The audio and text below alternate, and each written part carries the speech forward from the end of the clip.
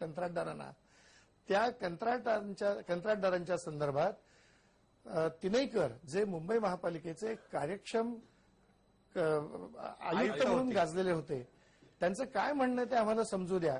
म्हणजे आमच्याकडे सुद्धा त्याबाबत काय सुधारणा करता येतील याबद्दल आम्हाला विचार करता येईल.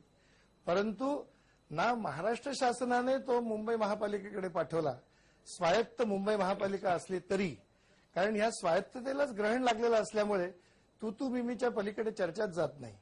या मुंबई महापालिकेच्याकडे हा तिनईकर रिपोर्ट सोपवणं शासनाचं कर्तव्य होतं.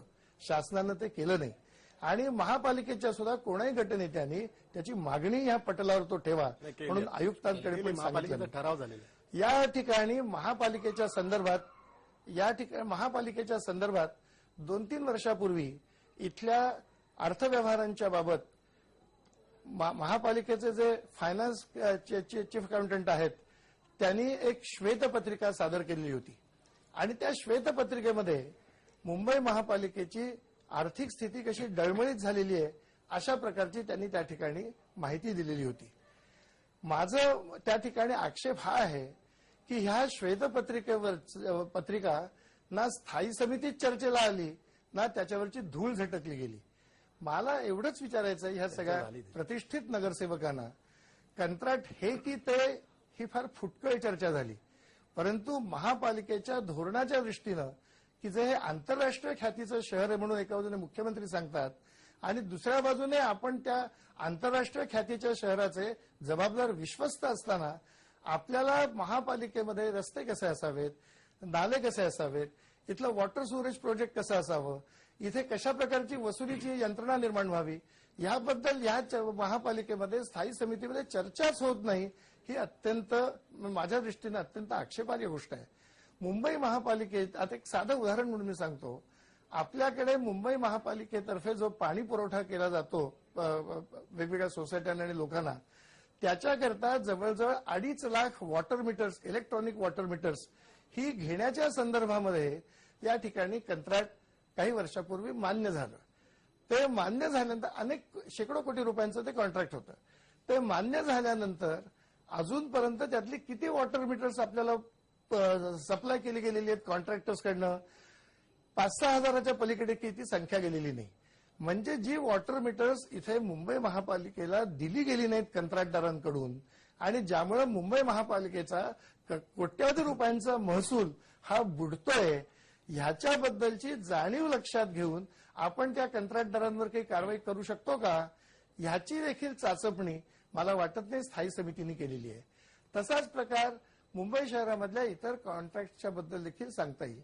माझं आपल्याला एवढंच सांगणं आहे की या चर्चेच्या निमित्तानं ह्या 550 कोटींचं कॉन्ट्रॅक्ट म्हणजे दर्या में खसखस आहे मुंबई महापालिकेच्या एकंदर अर्थव्यवहाराच्या दृष्टीनं. काही 2-3 वर्षापूर्वी 800 कोटींचं रस्त्यांचं कॉन्ट्रॅक्ट आलेलं होतं आणि 800 कोटींच्या रस्त्याच्या कॉन्ट्रॅक्टमध्ये स्थायी समितीने ते रिजेक्ट केलं. का रिजेक्ट केलं त्याची कारणं काही फारशी कोणी की ना बाहेर लोकांना सांगितली ना त्याच्याबद्दल फारशी चर्चा झाली. त्यानंतर आपल्याकडे एक अत्यंत विचित्र सिस्टीम आहे महापालिकेच्या प्रांगणामध्ये की काही गोष्टींचे निर्णय हे कमिट्यांच्या मध्ये घेण्याच्या ऐवजी ज्यांना कुठच्याही प्रकारची वैधानिक ही नाही म्हणजे स्टेटस नाही अशा लीडर्स मीटिंगमध्ये, ग्रुप लीडर्स मीटिंगमध्ये त्याची चर्चा होते आणि तो आयटम मान्य होतो आणि नंतर तो पुढे फक्त मम म्हणून संबंधित कमिटीकडे पाठवला जातो. मला आपल्याला असं विचारायचं आहे, या मुंबई शहरातल्या नागरिकांना हा अधिकार आहे की नाही की आमच्या संदर्भातल्या प्रश्नांची चर्चा करण्याकरता, आमच्या प्रश्न जे आहेत या प्रश्नांच्या बद्दलची माहिती आम्हाला मिळाली पाहिजे. आपल्या मुंबई महापालिकेमध्ये कंत्राटदारांची कार्टेल्स होतात हे मी 85-86च्या काळामध्ये शोधून काढलं आणि दाखवलेलं होतं. त्यातून प्रभावशाली नगरसेवक म्हणून एक संज्ञा निर्माण झालेली होती. विशिष्ट कंत्राटदारांच्या पलीकडे कॉन्ट्रॅक्ट सिस्टीम जाणारच नाही अशा पद्धतीनं संबंध याची रचना केलेली असते आणि काही प्रभावशाली जी मंडळी असतात नगरसेवकांमधली जी हुशार असतात, ज्यांना कंत्राटदारांचे तौर तरीके माहिती असतात, ते या दृष्टीनं काही लोकांनाच ही मिळतील असं बघतात, बाकीच्यांना ते कसं गप्प बसवायचं ते करतात. रमेश जोशी, मला ब्रेक घ्यायचा आहे पण ब्रेक पूर्वी एक प्रश्न तुम्हाला विचारायचा आहे. ज्या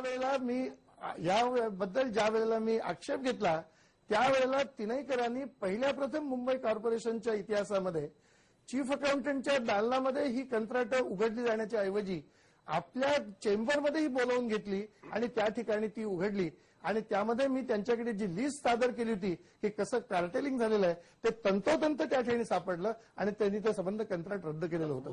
हे उदाहरण देण्याचं कारण, जर त्या ठिकाणी नगरसेवकांनी, स्थायी समितीनी, गटनेत्यांनी आणि विविध पक्षाच्या मी तर एकटाच होतो ना, त्याच्याकरता काही ही फौज लागत नाही नगरसेवकांची, पण तुम्ही जर जाणीवपूर्वक लोकांच्या हिताचं रक्षण करण्याची भूमिका स्वतःकडे घेतलीत आणि कुठच्याही दबावाला बळी न पडता वागायचं जर ठरवलं तर तुम्ही पण काही करू शकता. अगदी बरोबर आहे, हे तुम्ही करू शकता. रमेश जोशी, मला एक शेवटचा प्रश्न तुम्हाला विचारायचा आहे. याचा अर्थ असा होतो, रमेश जोशी ऐकून घ्या, रमेश जोशी, 6 कोटींचा Ramesh Joshi, course of time तर 29 कोटी रुपयाच्या वर. रमेश जोशी जरा ऐकून घ्या. रमेश जोशी, सवय नाही आहे. नाही, त्यांना काय सवय आपण बघूया, पण किमान ते सचोटीचे नगरसेवक होते. स्थायी समितीच्या आताच्या सदस्यांप्रमाणे बदनाम नगरसेवकांना कॉन्ट्रॅक्ट देणारे सदस्य नव्हते. यावर मला चर्चा करायची आहे. तुम्ही उत्तर द्या.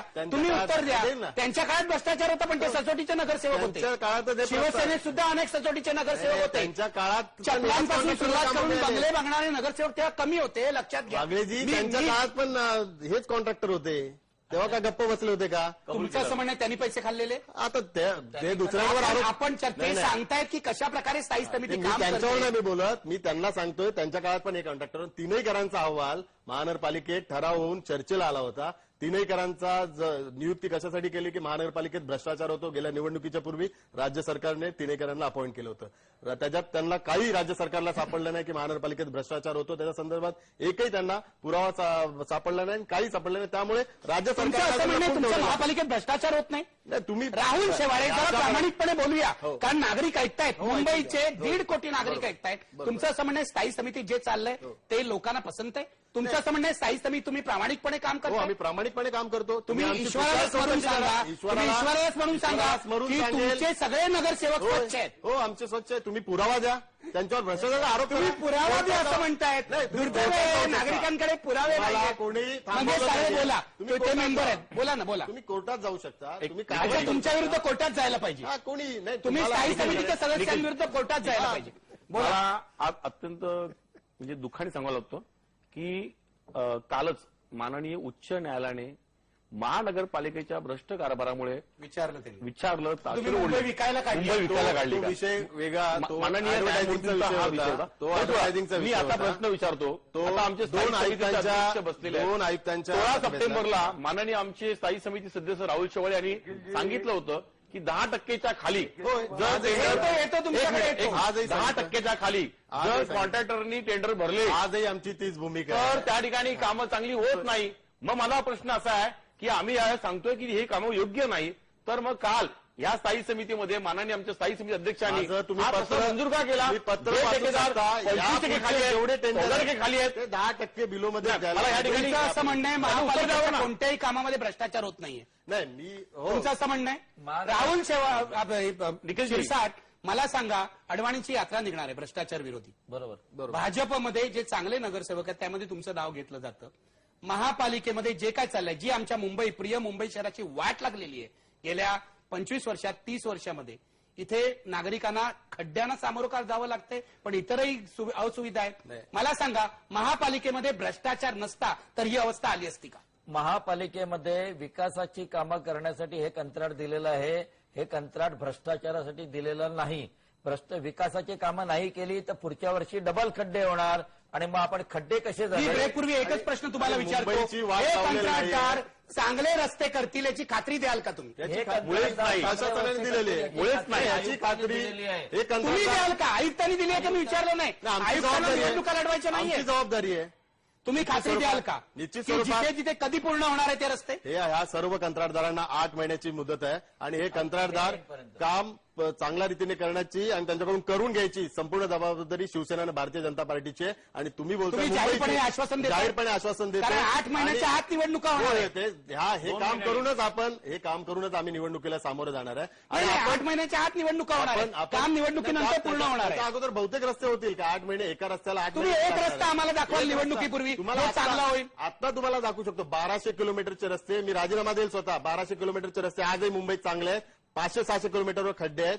मी तुम्हाला आजही तुम्ही माझ्यासोबत आलात तर मी दाखवू शकतो. आणि आपण उल्लेख केला मुंबईची वाट लागली. मुंबई महानगरपालिका देशातली एक पहिली महानगरपालिका आहे जी सर्व नागरिकांना ₹2.25 पाणी देते, जे ₹11.38 खर्च होऊन सुद्धा. मुंबई महानगरपालिका केम तुम्हाला असं वाटतं मुंबईची वाट लागली नाहीये? नाही लागलेली आहे. अहो, मी मुंबईत जन्माला आलो. मी हो, तुम्हाला जन्माला सांगतो. आम्ही जन्माला आलेलो मी आहे. मुंबईत आम्ही जन्माला आलो. जन्माला मी हे शहर पाहिलंय. मुंबई महानगरपालिकेची कामं बघा ना. तुम्हाला तुम्ही वाटतंय चांगली मुंबई कामं चांगलं दाखवत शहर आहे? हो, चांगले कामं तुम्हाला खरंच दाखवत वाटतंय? वागडे साहेब, आपण मी मुंबई नाही, महानगरपालिकेची मी चांगलं अजिबात कामं नाही. मला दाखवत तुम्हाला नाहीये. प्रामाणिकपणे तुम्ही वाटतंय. मुंबई महानगरपालिकेचे टनेल बघा, जे देशातले उत्तम पहिले आहे. टनेल आहे. व्हर्च्युअल एज्युकेशनची सिस्टीम बघा, केम हॉस्पिटल, सगळ्या हॉस्पिटलची जी आता सिस्टीम आहे ती बघा.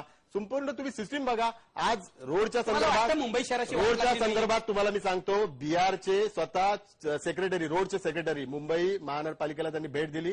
चीफ इंजिनियर रोडचे आलेले, त्यांनी मुंबई महानगरपालिकेच्या रस्त्यांची वाहवा केली आणि मुंबई महानगरपालिकेचे इंजिनियर स्वतः बिहारला आता गेले.